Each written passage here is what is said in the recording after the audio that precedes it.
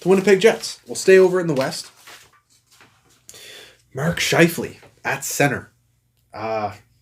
Easily top 10 center in the NHL for me. Brings it all. Two-way play.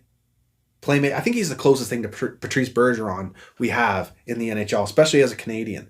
Blake Wheeler, one of the greatest captains in the NHL. Strong power forward. Just at the end of his prime, but, incredible forward. Kyle Connor, insanely underrated. Elite as can be offensively. He is so skilled. Paul Stastny, great ad, bringing him back. Line will have a, real top 6 center to play with. Time to score them goals. Time to be potting 30, 35, 40 if you're Line. Nikolai Ehlers, former Moosehead. Just unbelievable top 6. I think this top 6 is the only one that rivals the Leafs. This is an unbelievable top 6. Then they've got some great depth too. Matthew Perreault, Kyle Lowry, perfect third line center, wins faceoffs, physicality. Kyle Lowry, fuck. Lowry, you know who I mean, Adam Lowry. Wins faceoffs, plays with grit, strong defensively. You got Kopp, he has a great season for Winnipeg last year. Nate Thompson, great ad for the fourth line. You need that veteran fourth line center. You always believe in that. Okay, let's move down to the defense. That's where it gets really questionable. Jacob Morrissey, love him. Pionk, love him. Very good first pair. But then it's just not up to par. Pionk put up an insane amount of points last year, and the physicality that he brings as well really proved himself as a top 4 at worst defenseman.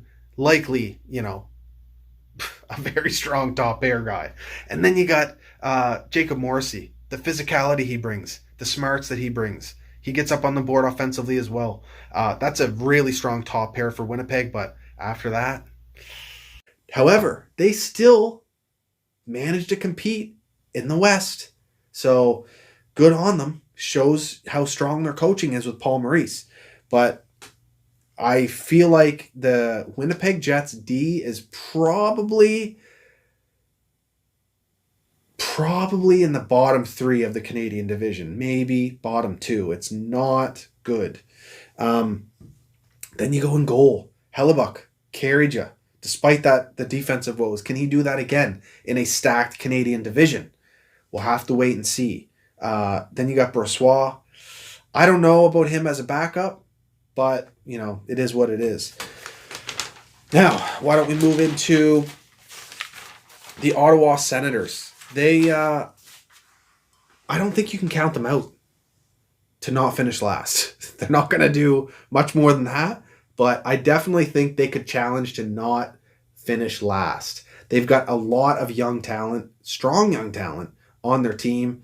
Tim Stützle coming in, and they also drafted Jake Sanderson, the American. The thing that's going to hinder them is their center position. You got Colin White, and, good player, but not a first-line center. Chris Tierney, third-line center. So these guys are playing in their top 6, but they're going to, try and develop a culture here. They've got some serious grit with Brady Tkachuk.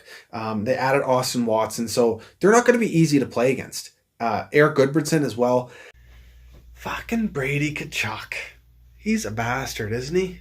Like, come on. Just got to give it to him. I love this style of player. I'm pumped that this style of player is getting back into the NHL. The Bradys, the Matthews, the Josh Andersons. It's going to be fun. It's going to be fun to watch. But, man, Brady's a bastard. He is just a big body, and he challenges anybody. And these guys are tough. These guys are so tough. Brady and Matt, it's unreal. I'm glad the Habs have something to combat that with. It's huge. It's just going to be gritty, dirty rivalries here in the Canadian division. Can't wait to see it. Playoff hockey all season is what it's going to feel like. Yeah, they're going to be hard to play against, and they do have some skill in the back end as well with Thomas Chabot. But, Matt Murray was a good ad, but, it's Ottawa. They're going through a rebuild. They're doing a real good job with what they're doing. They did snag up Galchenyuk. That's an interesting signing. High reward, low risk. You got to like it. I would love to see him succeed in Ottawa, and they also got Dadonov. But really, when you look at it, neither of these guys made a difference for fairly good teams in their previous seasons. So, still. It's going to be tough for them in this division. The division is too stacked, I think, for Ottawa to really get their foot on anything really.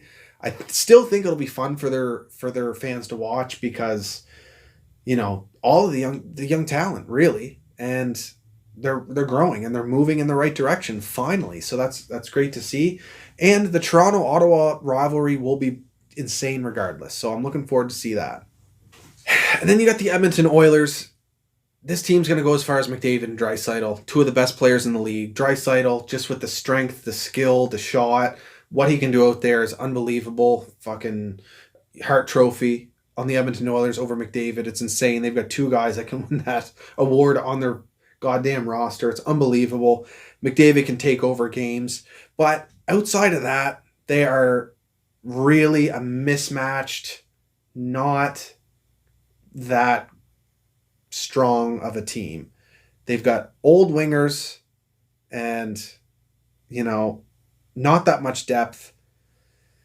I mean, James Neal can put up quite a few goals, especially if he's getting time with McDavid. Yamamoto might, come in and really have, strong impact. Kyle Turris, I actually do really like that ad. He could be, a great addition for the Edmonton Oilers. One thing I will say is that they've added a lot without losing really much at all.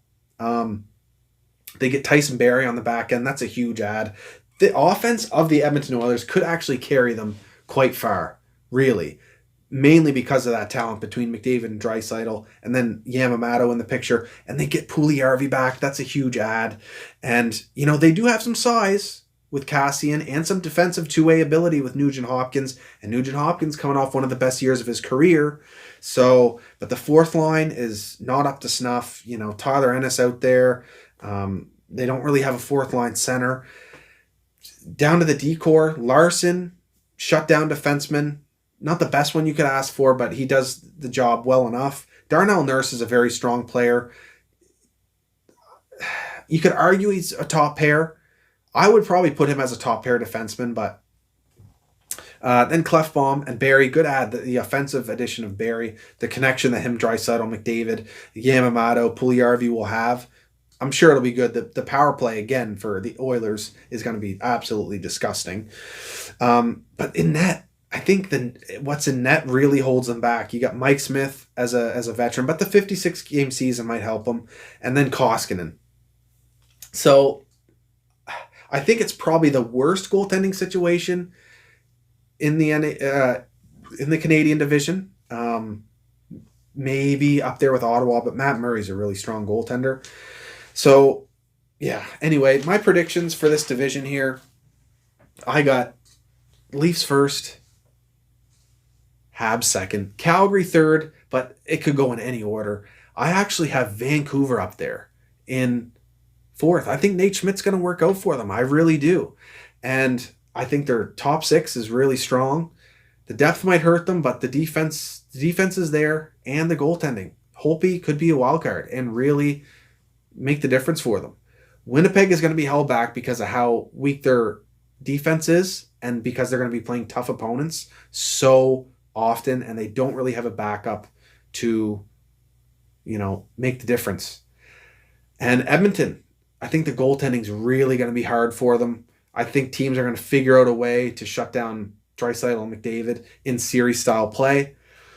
And then Ottawa is going to be down there at the end. So Leafs, Habs, Flames, Vancouver, Jets, Oilers, Ottawa. There we go. I hope you guys enjoyed this first episode of Buzzed Up and Baked. We're really going to experiment with it because I want to get crazy, way more uncensored, and just have some fun. Fuck it. It's hockey. It's Canada. Let's smile. Let's laugh. Let's have a good time. Cheers, guys.